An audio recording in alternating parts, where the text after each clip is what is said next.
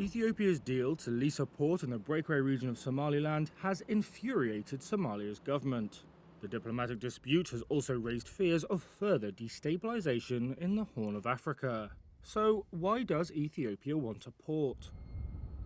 Ethiopia lost access to the sea in the early 1990s, with the secession of its then province, Eritrea, following a 3-decade war.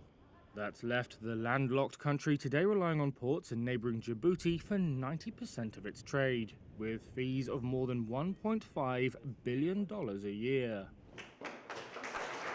Prime Minister Abiy Ahmed also wants a sea base for the Navy. It's been rebuilt in recent years but is currently limited to conducting training on an inland lake.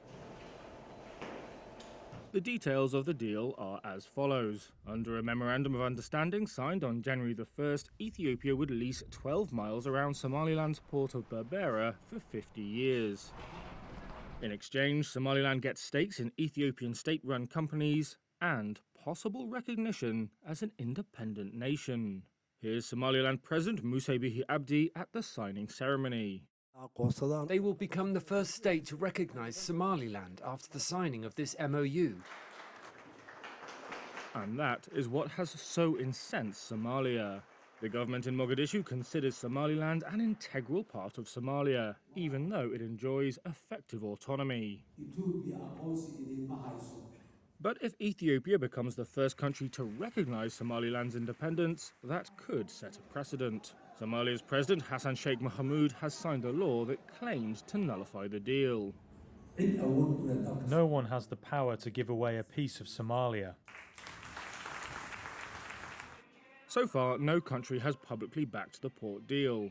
The Arab League, of which Somalia is a member, has reaffirmed its support for Somalia's sovereignty over Somaliland. So too the African Union, the European Union and the United States. The UAE, which is a strong ally of Ethiopia and Somaliland and manages the Berbera port through state-run DP World, has not commented on the deal beyond the Arab League statement. So could the tensions increase? Middle Eastern powers, including Saudi Arabia, the UAE, Turkey and Qatar, have been vying for influence in the region. The Horn of Africa occupies a strategic location across the Red Sea from the Gulf. There is also already chronic instability in Somalia, Ethiopia and Sudan. And that's got some analysts fearing that outside actors could be drawn in if the dispute escalates. This marks the end of the signing of the ceremony.